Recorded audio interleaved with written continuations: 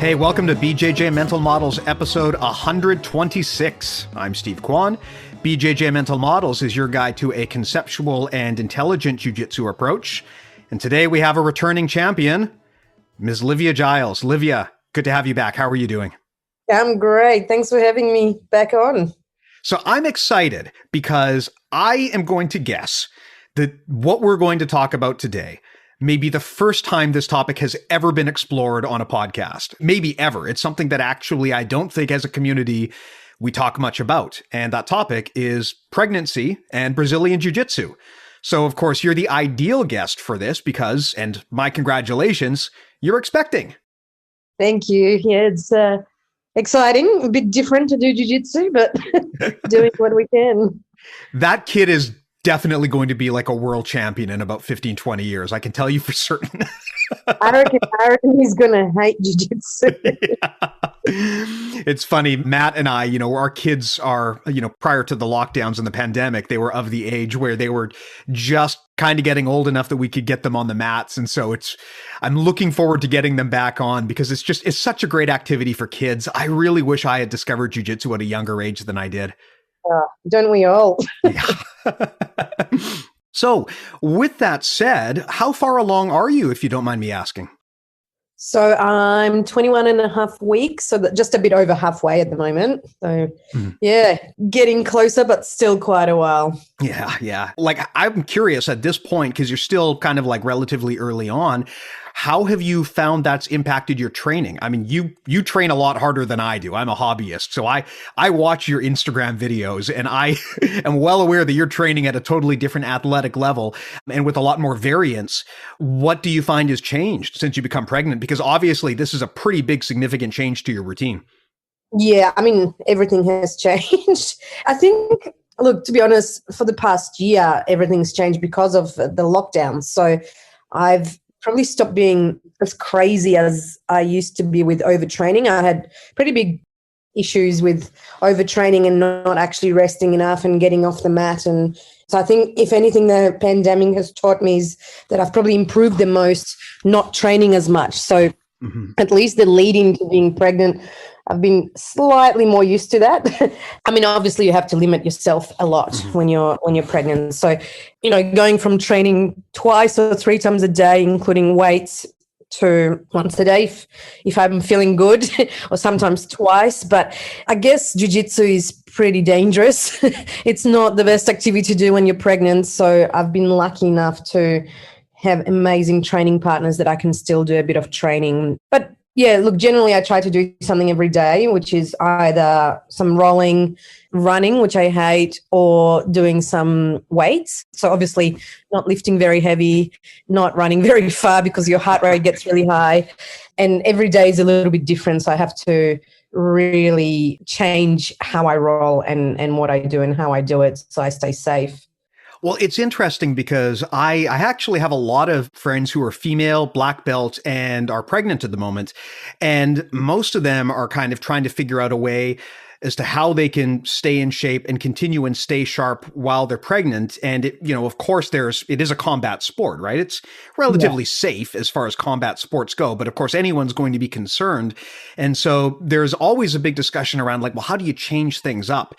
And of course, it's made doubly weird because so many places have had to alter everything due to the pandemic already. Yeah. So this adds an extra wrinkle. Now, I don't know if you would agree with me on this, but I've always felt, and it's changed a lot, but jiu-jitsu it's always been very patriarchal to me in a lot of ways. It's felt that way. You got a lot of men who take the sport. It's a very male dominated sport. And of course, any man who takes a martial art, they're going to like imagine this fantasy where they're this like protector badass warrior. And so one thing I have noticed is that nothing in jiu-jitsu terrifies men more than pregnant women. Like the idea of training with a pregnant woman is scary because, men are used to going intensely when they're training. And it's already scary enough trying to injure someone. But when you're training with someone who's pregnant, especially, if you're a guy and you're not really used to being in that situation. I found that a lot of guys get really scared and they're afraid to, or they don't understand how to. And I would wonder what has your experience been like? How has this kind of changed the dynamic of the partners that you train with in terms of the people at your gym? Do you have to be selective? Are there do's and don'ts in terms of rules that you say, like, just absolutely don't do this? I'm wondering what your feeling has been on the matter. Yeah. So look, I've been fairly lucky that I've got some amazing male and female training partners. In saying that, I mainly roll with women these days, and that's just because of the size. So there's a few different factors. Like first trimester, going by doctor's advice, the biggest risk factors were overheating, obviously trauma to the stomach, and then getting swept or falling down really hard. So at the start, my rules were, I can protect myself, but don't chase me if you sweep me. I'm going to fall over.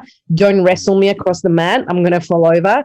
And obviously no kicking, if you frame against my tummy, I can move away. So as long as it's slow, but if you start being kicking open guard, that's a big no-no to me. And obviously obvious things like don't knee on belly, don't try to do a diving knee cut pass, or if you take my back, do not do a body triangle, things like that.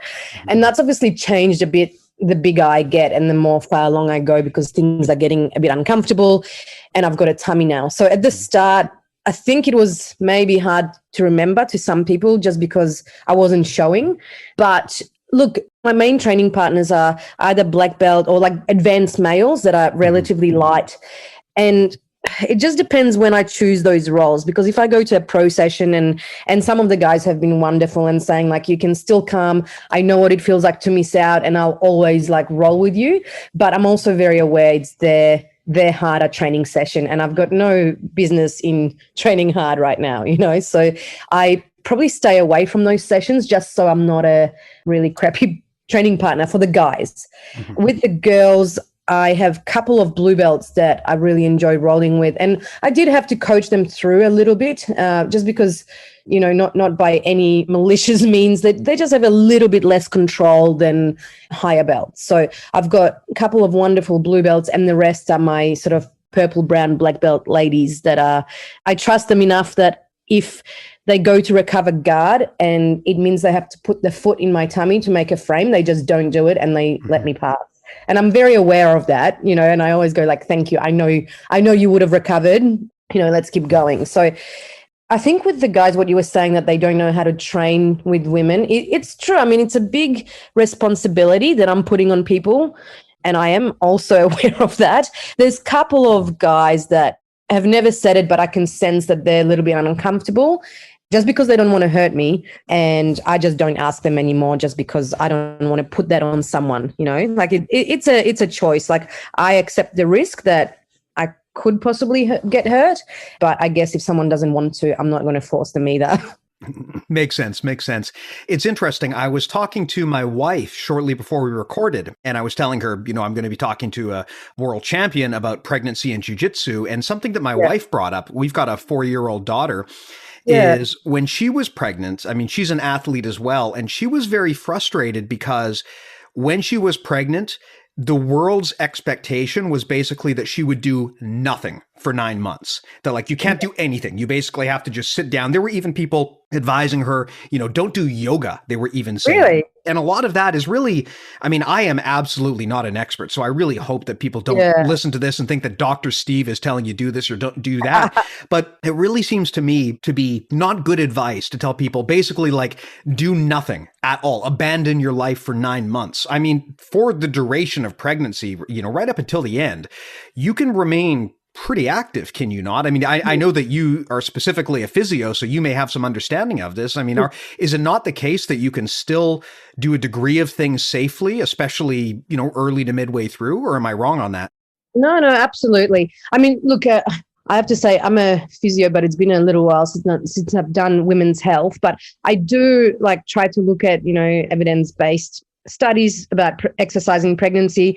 I talk to my obstetrician all the time, so even his advice was you can roll relatively safely up until 16 weeks and then the baby comes up a little bit, so things become more dangerous. So basically up until 16 weeks, he was saying if I get if anything happens, it's probably not because of jiu-jitsu. After that, I have to start being extremely careful. But look, I think jiu-jitsu is an extreme example. To be honest, if I was a white belt or even a blue belt, I would probably opt out for the 9 months from jiu-jitsu, maybe do some drills, just because I think if you don't know the limits of your body and you don't have enough control, that like if your partner does the wrong thing, you can actually still mount them or have enough confidence to say like, stop, this is dangerous. I think that's a problem and you shouldn't be on the mats. That's a really good point, because I remember I was just talking to someone else earlier today about this. I mean, I remember when I was a white belt and a blue belt, I was getting injured left and right because neither you nor the other person fully understand what body safety means. So you're doing all manner of dumb things. But after I got to purple belt, from purple belt through to where I am today, I rarely get injured anymore just because I know how to protect my body and my opponent knows how to not do stupid things. And I always feel like I know if I'm rolling with a black belt, I don't care if they're 100 pounds heavier than me. I know I'm not going to get hurt. It just isn't going to happen. It is so rare that someone experienced is going to hurt you in a friendly roll because they know how the body is supposed to move. Whereas with white belts and blue belts, there's like elbows and knees flying all over the place and headbutts and fingers to the eye socket, and just injuries happen at that level. So I think if you're selective, that's one thing. But like you said, you're not experienced. If you're a white belt or a blue belt, or if your opponent is, maybe best to put jiu-jitsu on ice for a while and do something else.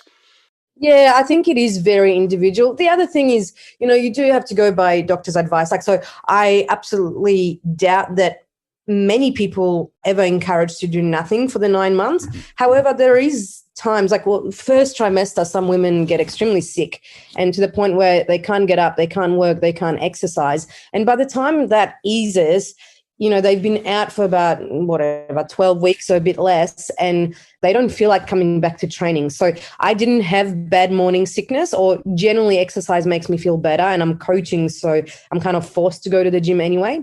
The other thing is you might have some conditions that prevent you from actually exercising, so if you're told to have bed rest because of it might be an issue with your cervix or so on, you have to be on bed rest. That's not negotiable. That's like survival of yourself and your baby. So there are cases where you really can't do anything, but they are rather rare. And all the evidence seems to point towards staying active during your pregnancy means quicker recovery, and it's obviously healthier for you, and controlling your blood pressure and weight and so on. So I honestly go for by what my body feels and what my doctor says.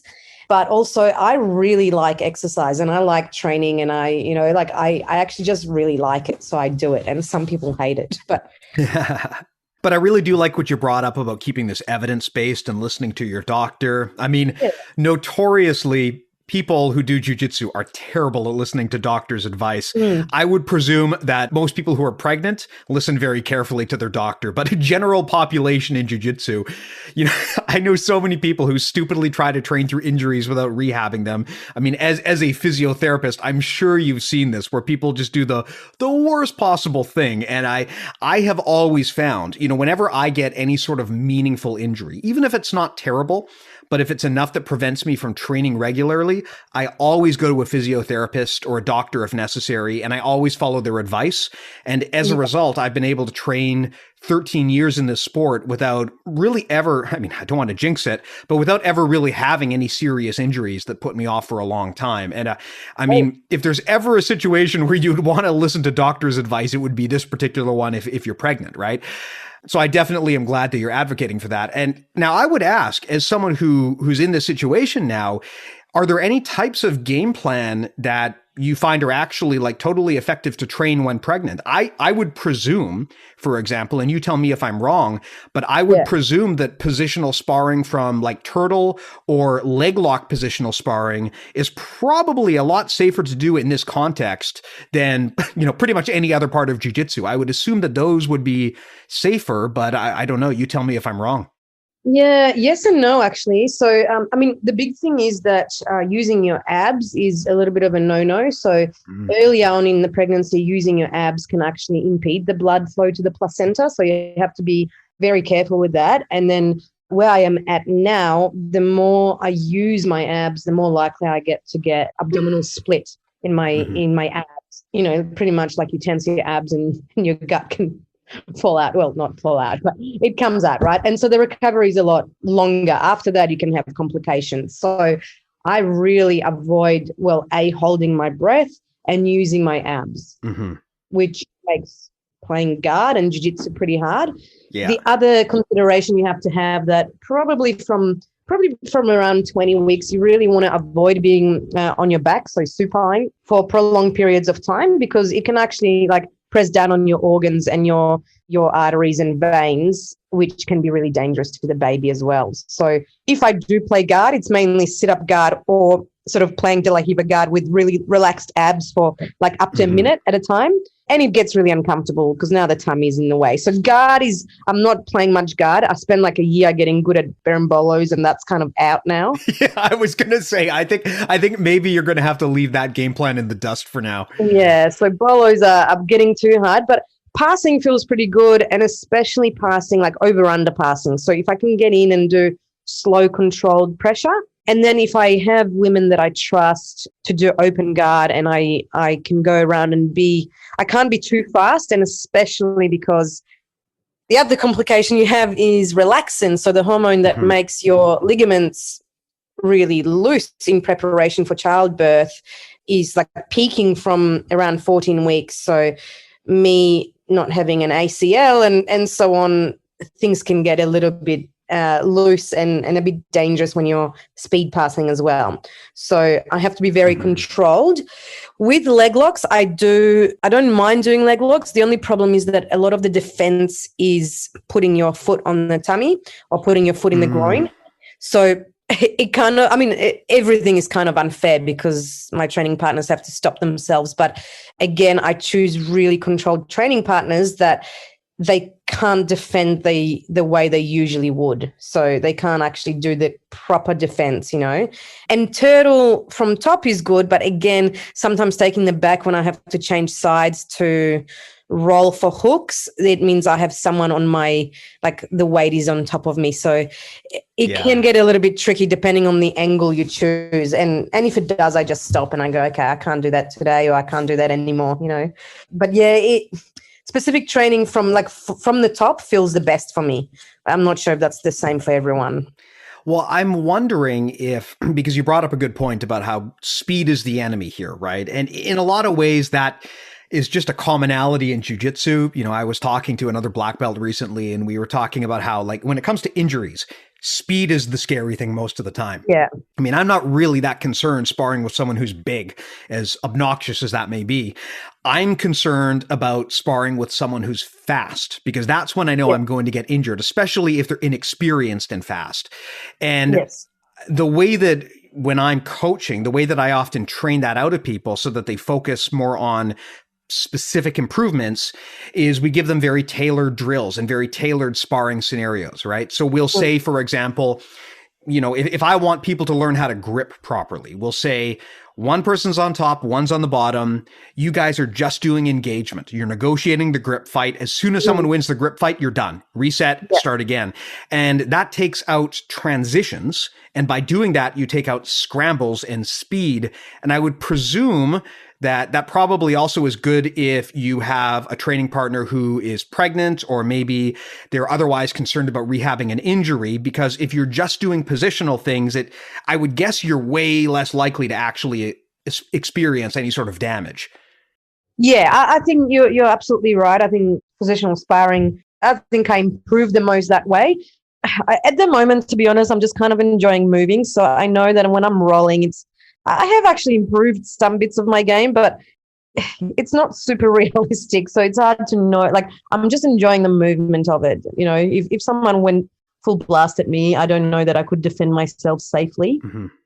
But I just I honestly just avoid any beginner white belt, especially guys, because they're just too big. Going back to the speed issue, it's an interesting one for small and big people. So yeah, you're right. My number one fear is someone big going fast and using the strength. Okay, so that's a big no-no.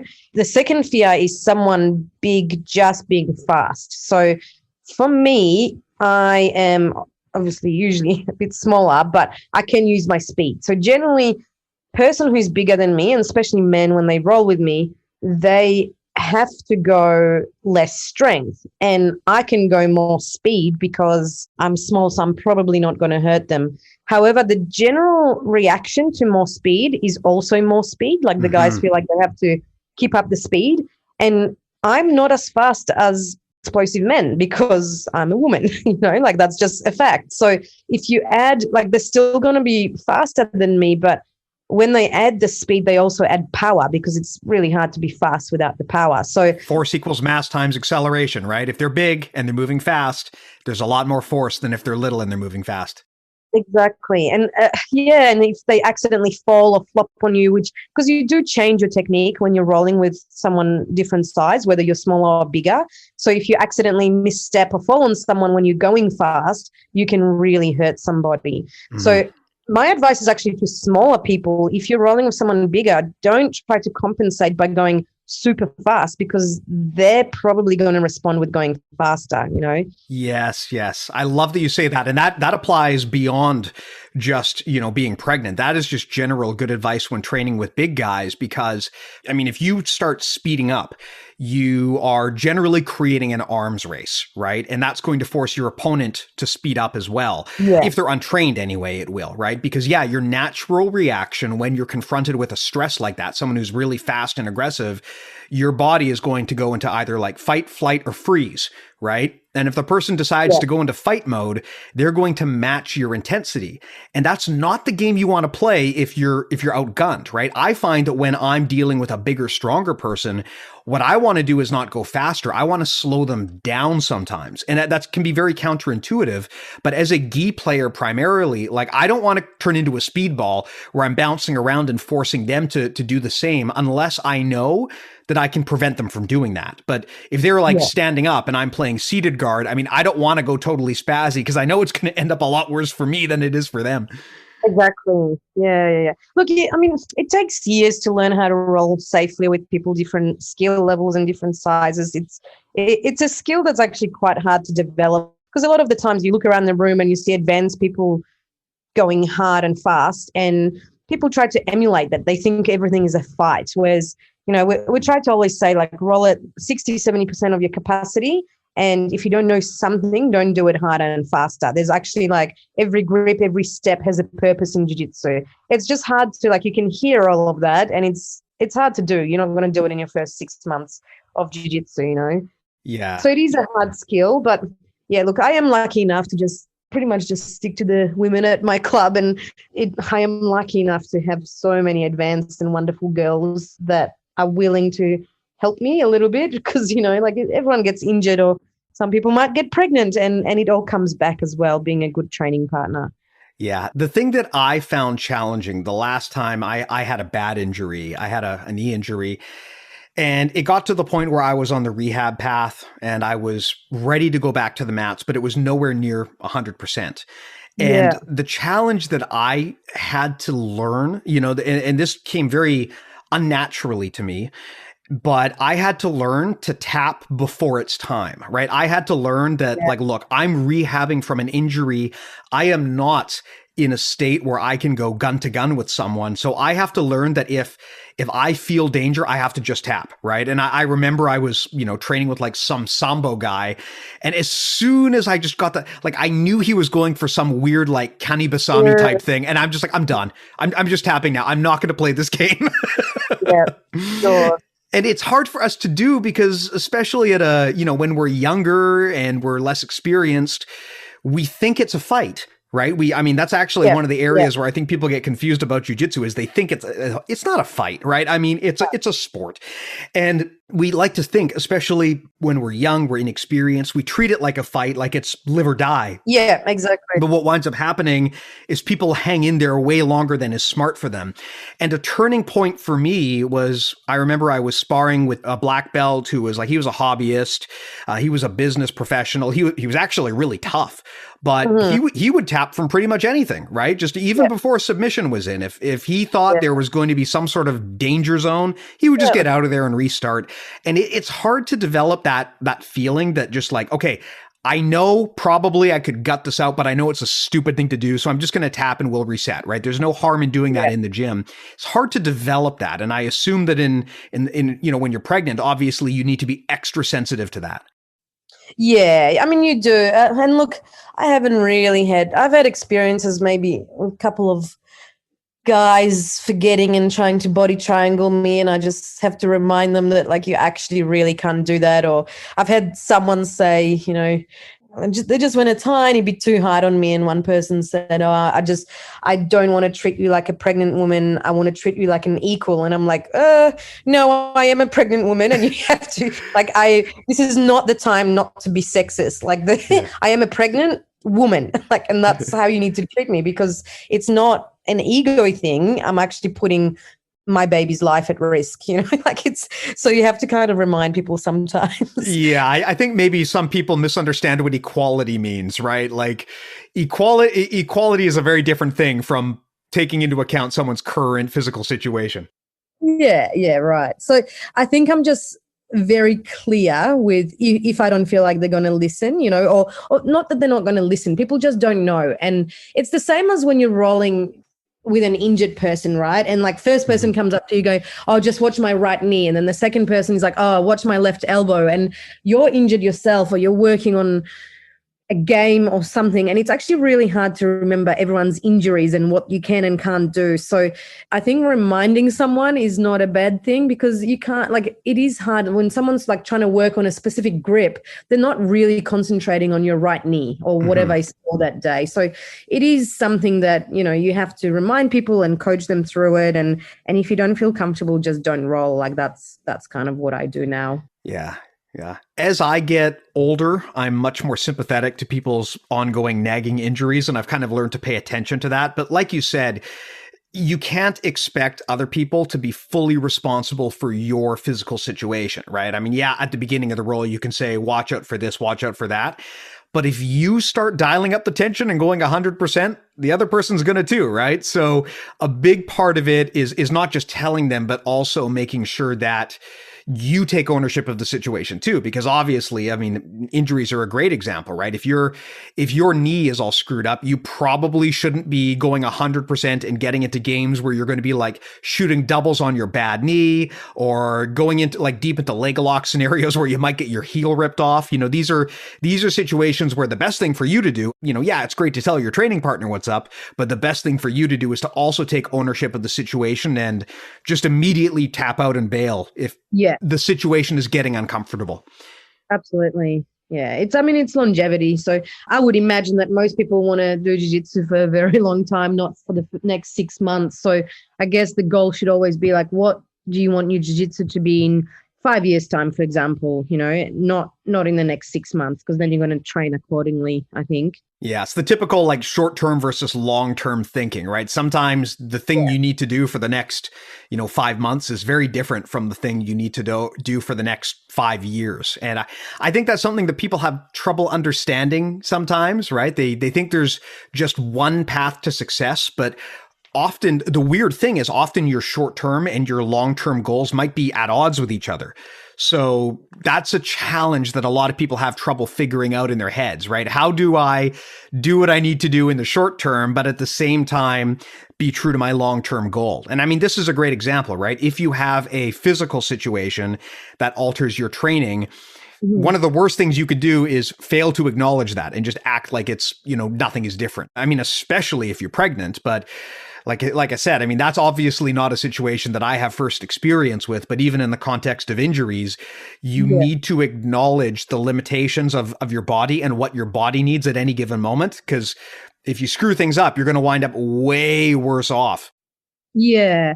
I mean, look, it also depends on the goals a little bit. I think if you're relatively young and you're training to actually become a world champion, you need to be a little bit crazy. You're not going to win a world title by flow rolling every day, but you're also probably not going to last long enough if you're going World War III twice a day, every day. So you have to find the right balance. I do think if you're competing to be truly the best in the world, you have to be a bit nuts, because you need to have the intensity and you need to have the drive, like have that instinct to try to actually kill someone in a match. But at the same time, like it's all about technique. You're not going to win anything major just by like having good intensity. So it is a good mix. But if you're not training to compete, if you're not training to, or even training to compete, but not necessarily, you know, black belt level ADCC gold medal, then don't train like that. I don't think it's really worth the injuries and so on. It's interesting. We talk to a lot of world champions who bring up this idea of, to really succeed at the highest levels, you have to be a bit insane. And I think that's true, right? Because by definition, what you have to sacrifice to achieve that level, by definition, it is kind of a little bit crazy, right? We had Travis Stevens on the podcast talking about his Olympic runs in judo and how he coaches people who want to follow a similar path. And he said that one of the biggest services he can offer as a coach is telling people, you know, this is what you're going to have to sacrifice. Are you really ready for that? Right? Because if you want to achieve at that level, you really have to sacrifice every other part of your life in pursuit of that goal, right? Yeah. I mean, are you willing to sacrifice your family relationships, for example, to put judo first? Because you might have to do that. And that is by definition a little bit insane. So you've got to be open about what you really want in life and how to achieve those goals. And that's something that I think, a lot of people, they say, oh, I want to be champion XYZ. But when push comes to shove, they're not willing to really make the sacrifices that are required to get there. And that's not a shameful thing, right? And in fact, in a lot of ways, it might be the saner, rational course of action. But yeah, I agree with you that you have to be a little bit nuts to succeed at that level. Yeah, you absolutely. I mean, you have to be. It's sacrificing a lot of things. It's, weight cuts, it's traveling. It's also not a lot of athletes tend to live on poverty line because they're training and they don't want to work. And it's many things, it's also sacrificing your body. Like I know when I was getting ready for ADCC, I had quite a few, not major injuries, just little niggly injuries. And my S&C coach, there's this fine line between oh my God, this hurts, I can't train, to you're not going to have a prep for something like ADCC or Olympics or Worlds without something hurting, because you're actually overusing your body and you're doing way too much training to what you should. So something will always hurt, but you just have to know when it's too much and when you need to stop and when it's okay to push through a little bit. But that's not something I would advise for someone getting ready for state titles or, it's not worth it in the long run. Well, that's a great example of that short-term versus long-term dichotomy, right? Where it is funny because I see this where, maybe I'll train with people who are incredible elite level athletes, but they have to sacrifice so much in the short term to peak for these goals and to win for these goals. They have to make so many sacrifices that over the long run, like if I wait 10, 15, 20 years, I might wind up being in way better shape than they are down the road, right? That's actually one of the weird things I find is that, when I was young, I always kind of felt jealous of these guys who were, super athletes and they would just come into the gym and tear shit up. But now I realize as an old guy, I'm just going to wait the long game because I know that all of you young guys are going to get old eventually and you're going to have a lot of injuries and it's going to get to the point where, I know a lot of people who they've had to retire and permanently stop training jiu-jitsu because they eventually suffered injuries so severe that even casual training was off the plate now. So it's a tricky decision that you have to make if you want to win the big thing, right? You may have to sacrifice so much in the short term that it actually closes the door on long term. It's a challenge, and I feel for a lot of athletes, and I think that most probably don't think consciously enough about what this means to them for the rest of their lives. Yeah, I absolutely agree. And I'm only really aware of that the older I get, to be honest, because I definitely just over push it with my body all the time. So yeah, it's something you have to learn, or you could be clever from the start and avoid all of that. But a lot of people don't listen, to because it's fun. It's really fun to train hard for me anyway, not for everyone. Yeah, I remember when I was younger, I took pride in how hard I trained. And now, man, just as I get older, I'm lucky if I get a few sessions. Not this year. This year's been a wash, but prior to that, even if I just get a few sessions in a week, I'm happy, right? Like to just keep the ball moving becomes enough of a goal in and of itself that as long as I can say, like, I actually was able to show up and train today, just like I did the other day, that in itself becomes enough of a victory that I'm happy with it. One thing I would want to pick your brain on, as you're going down this journey, is there any advice that you have for other women who train jiu-jitsu, whether they be competitive athletes or more on the casual side, just in terms of things they can or maybe should do while pregnant, just for the benefit of their health, for longevity, and anything you found that you thought, wow, this really worked for me during this time? Yeah, I mean, look, I am doing this for the first time as well. So a lot of the times I have no idea what I'm doing. And I have been a high level athlete for 30 years now, I think.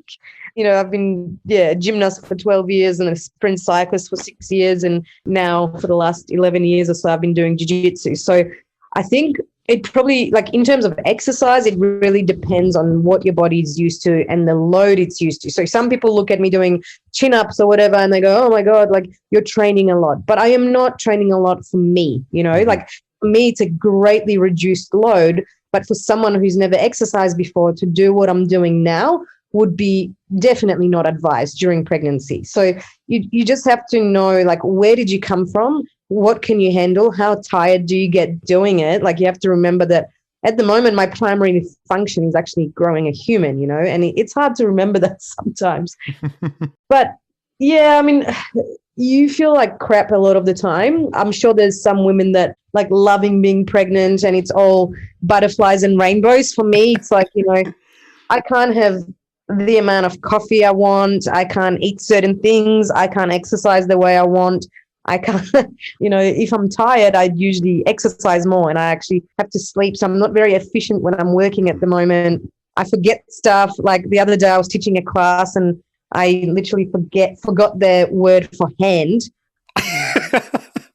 That thing at the end of your wrist. Like I was just like, my brain's melting. But I think what's helped is, especially in the first trimester, is if you're feeling sick, eating a little bit actually helps. I think for me, the biggest thing has been giving up control over my body. So it just body weight, actually, it's an interesting thing where for years and years, I never really did sport apart from gymnastics, but that's a whole new story about to look a certain way. My body looked a certain way because I trained and because I did jiu-jitsu, and then it looked a certain way again depending what weight class I was competing at. It was never for, like, oh, I want to have a six-pack. It was like, what do I need to weigh, or what weight do I have the best cardio and I'm strong enough that I don't break, sort of thing.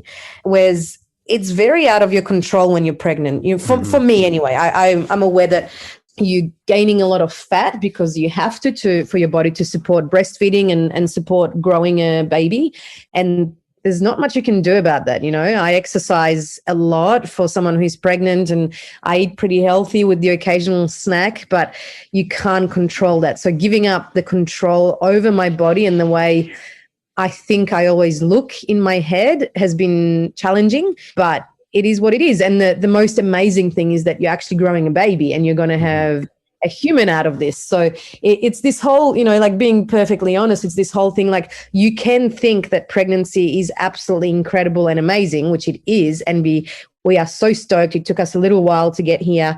So we're absolutely stoked that I'm actually pregnant. But at the same time, I'm not enjoying every step out of it. Like it's not that fun. Like you're just clumsy and you can't move and you're kind of big and fat and everything's expanding. And, it's okay to feel like that, I think. It's funny you bring that up because, there is this weird, like, stereotype of, oh, she's pregnant and she's glowing and she's happy all the time. Yeah.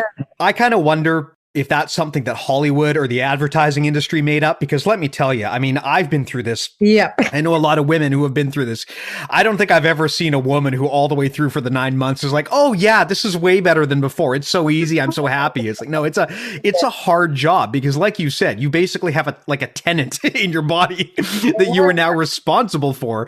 And I think that a man, no matter how sympathetic, can never truly understand what that's like, right? I mean, it's very, very hard. And I mean, of course, again, with pregnancy, I can't speak to the psychology of that, but as a father and a parent, I remember the day my baby was born, it totally changed my psychology. Like the things that mattered to me the day before my baby was born and the things afterward that mattered to me, it was like a light switch went off. And it's, it wasn't like there was this, big, overwhelming, emotional, lovey-dovey thing. It's just like, I don't know how to describe it other than to say there was a duty. And my reason for living, it changed. There was a duty now that I had to trump everything else. And it came on like a light switch. I remember I used to be really sensitive about things like my body image and stuff like that. But after the baby was born, I don't care anymore. It's just dad bod all the time. It's like the priority now is what the baby needs. And so much of my well-being at this point and the things that make me happy in life come from what makes my daughter happy. Whereas before, I look back at the things that used to make me happy and they were all very much about things I could do for myself. Things that I enjoy doing, I would do to make myself happy. But I find now there's this weird mirror effect where I can't wait to make my daughter happy because making her happy makes me happy. It's this weird symbiotic relationship, and it's crazy how quickly my psychology changed. And I can only imagine that the mother who, they start the experience much earlier in than the father, probably they're going through all of these changes way before it becomes dad's time to start having to reassess things. Yeah, I mean, it would be harder because you're not, I guess, initially you can't be as attached, or the baby isn't as attached to you because they're kind of relying on the mother for life if you are breastfeeding. But even, with the just body contact and the smell and everything, the baby's used to that when they're very new. Mm-hmm. I think that's something that I'm yet to experience, to be honest. Like I've had a pretty, I guess, a selfish life for most of my life. Like I've done, I've been able to study and work where I want to and train and compete all over the world and kind of go like, yep, I'll teach a seminar next week in another country. And it's been, even though I've got responsibilities, it's been largely for me or for the future at least. So it's definitely going to change a lot, the way I prioritize and even with, competing, or like a question I get asked all the time is like, oh, when are you coming back? Are you going to do the trials? Are you going to do this? Well, like I want to, it would be great because I actually really miss competing, but I don't know what I'll be like after I give birth. I might decide that like a gold medal, I just don't care about it anymore. Like I have no idea how I'll feel. So I'm leaving it really open-minded, even though like I'm aiming like, if the pandemic is somewhat controlled, mm-hmm. I want to do no-gi worlds and I want to do ADCC trials and I want to do gi worlds next year, but I have no idea what I'll be like. So I'm just kind of not putting any pressure on that either. Yeah, I think that's good to keep an open mind. I mean, I definitely went through this myself as a father. I remember before I had a kid, I remember looking at people who had kids and thinking, oh, you mean you got to give up all the things you enjoy to babysit this kid and take this kid around? That sounds like hell on earth. You don't get to do anything you want to do. And I thought, oh, this is going to be so rough. I don't get to go to jiu-jitsu whenever I want. I don't get to play video games. I don't get to go to a nice restaurant. I have to give up everything to babysit this kid. That's going to be terrible. That's what I thought. What I didn't understand was when you have a kid, your whole psychology changes. So it's not so much that, it's not so much about whether I want to do these other things. It's more that the things you enjoy change. So suddenly now, before maybe my idea of like a fun evening would be to, catch a movie or something, right? Or go to jiu-jitsu and go to like a seminar. But now like my idea of a much more fun thing might be just to take the kid and go see the grandparents. Like that might be the most valuable thing I could do in my life that I would enjoy the most. And I kind of look back on the stuff I used to enjoy and I'm like, I don't feel it anymore. I don't love it the way that I used to because my whole world perspective has changed. So that's very possible, right? You might come back after this and just the stuff that you did before just might not interest you because you now have this totally different perspective. Yeah. I'm so excited for you and Lachlan to see how you guys deal with this, to see what the kids like and how you find it. I'd love to talk experiences with you. I hope Lachlan just like gets a dad bod and just sits around and plays video games. That would make me tremendously happy. I would feel good about myself if Lachlan were on my level.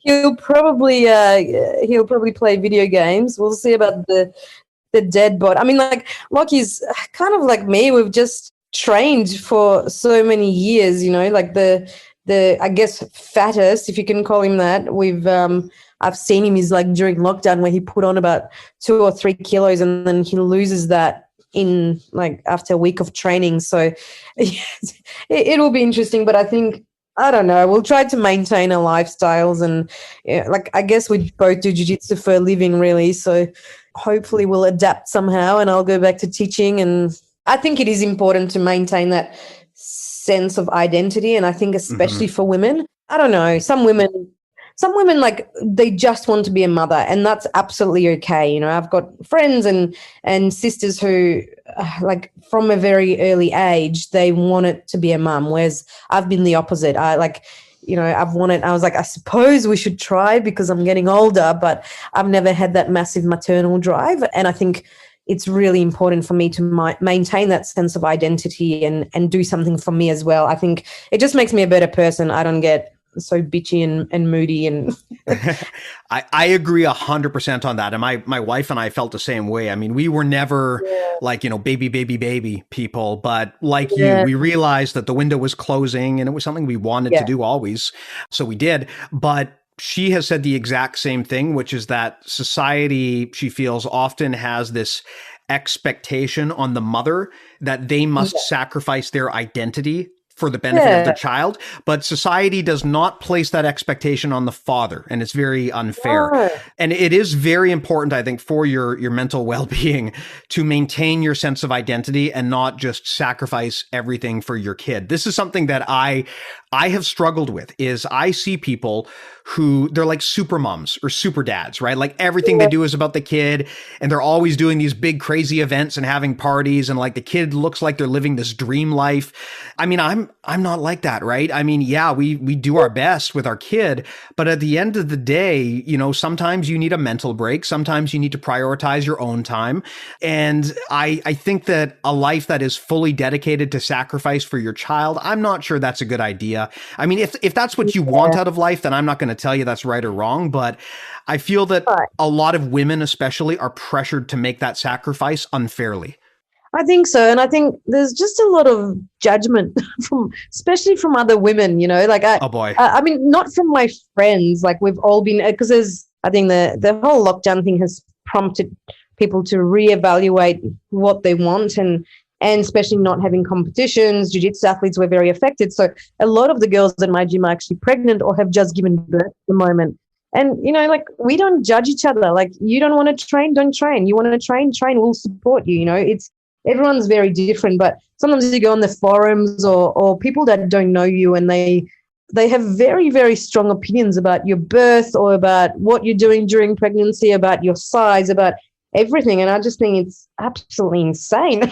Oh boy. Like it's no one's business and everyone does things differently, just like in all parts of your life, but the way you parent your kid, or I just think, I don't know, it's maybe because I'm a little bit older, I just think it's crazy. I've got a slightly different perspective.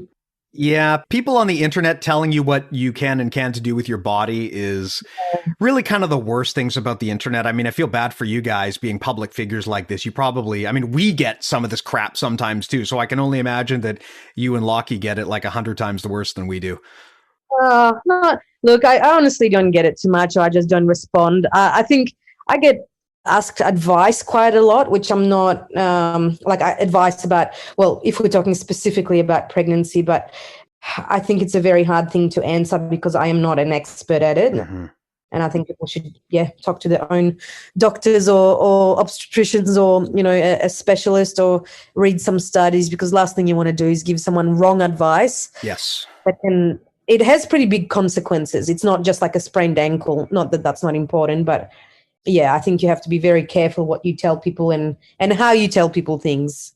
Well, that's one of the things I love about having you and Lachlan on the show is you guys clearly come from a very educated perspective, and you're always hesitant to prescribe something that will work for everyone, quote unquote, just because it worked for you.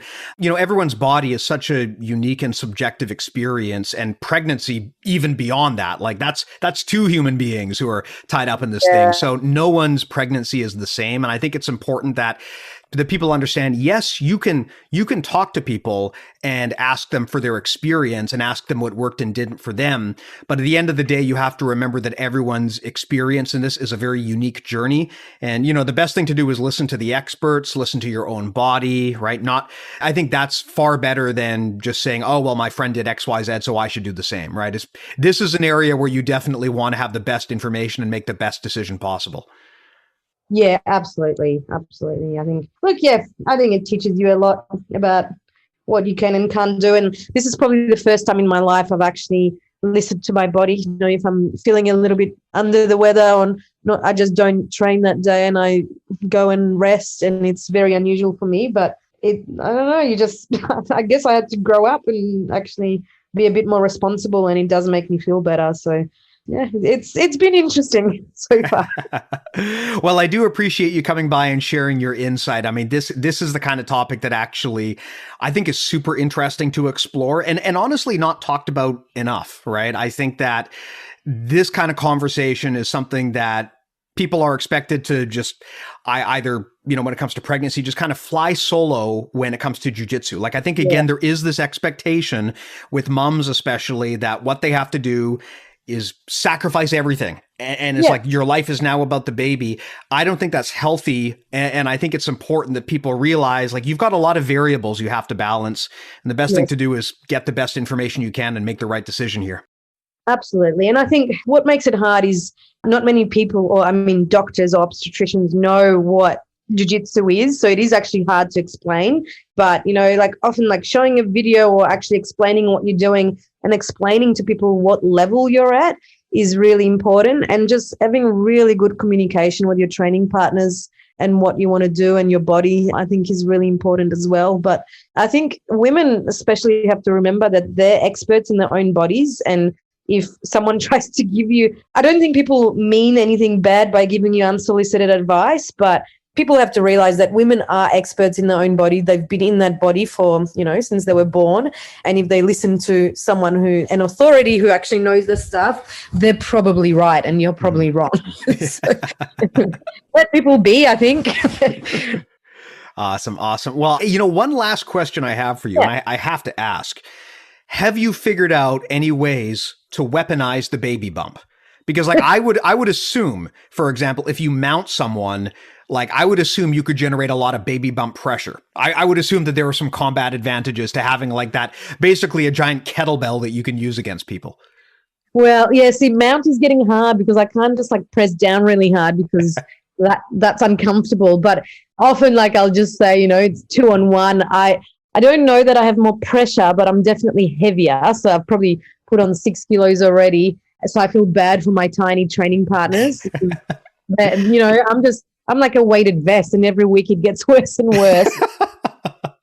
Yeah, I don't know. I can't honestly say that I've used this to my advantage. Apart from that, people are not fighting me with all the skills because of safety. So sometimes I'll pass or take the back or whatever because I'm heavier and because they're not fighting me for real. So yeah, I can't say it's been that much of an advantage. And the other thing is you get really, really puffed. So yeah, it's not sure that the baby's a weapon, but we do laugh and saying it's 2-on-1 when I feel heavy on top. It's like one of those street defense situations, right? How do you deal with the 2-on-1 attacker situation? Just probably not the way that people envisioned when they were thinking about this. Probably not. But yeah, look, it's sometimes self-defense gets scary. Not that I ever want to, my self-defense is running away, but that's something I've had to think about a bit more, walking to the car alone, at 9:30 p.m. after the gym is shut. We live the gym is in an area where there's a few prostitutes around, and I don't want to do that anymore because not that I ever want to defend myself against a man who might be on drugs, but I'll have a much better chance, whereas now I don't want to do that. So I always have someone walk me to my car or get Lockie to come back and walk me to my car because that's the things you have to think about. I can fight, but I really don't want to because I might hurt both of us. Yeah. Your priorities change a lot when suddenly there's another person that you're responsible for. Yeah. That's something that I noticed is that when I was a dad, I could no longer make decisions based on what was safe or beneficial for me. It's suddenly there's this other person who has like override capabilities.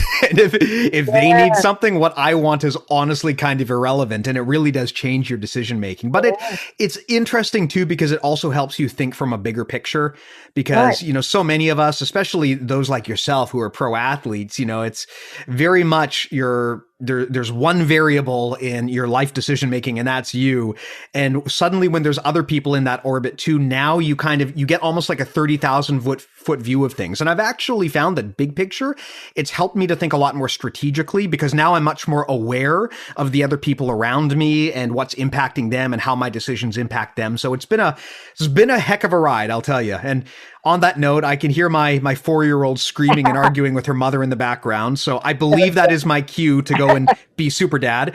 I guess I would say if people want to check out your progress pics, or if they want to learn more about you and Lockie's gyms and other services, how do they find you guys?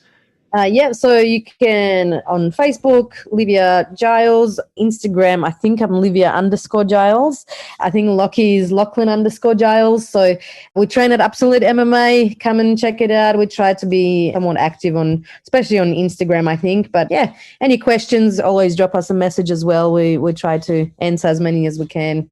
Awesome. And of course, for those who want to get in contact with us, bjjmentalmodels.com. We've got a full database of all the concepts we talk about here on the show, plus a contact form. And as always, this is a subscription service. The podcast is free, but our subscribers are what keep the lights on. You can go to patreon.com/bjjmentalmodels if you want to check out the specifics. Again, patreon.com/bjjmentalmodels. Livia, thanks again so much for joining us. I know you got to run, but I thought this was a really cool chat. I'd love to have you back on the show at some point. And hey, especially after the kids come, I would love to have like a new mom and dad brainstorming with you and Lachlan, just to see how tired and stressed out you guys are all the time. I can't wait to see that. But I would love to. It'll be interesting to see, just mentality and the reality of it that we don't yet know. So it'll be very interesting. Awesome. Well, thank you again so much. I do greatly appreciate it. And of course, thanks to everyone else who's listening, and we'll talk to you guys next week. Bye. Thanks for having me.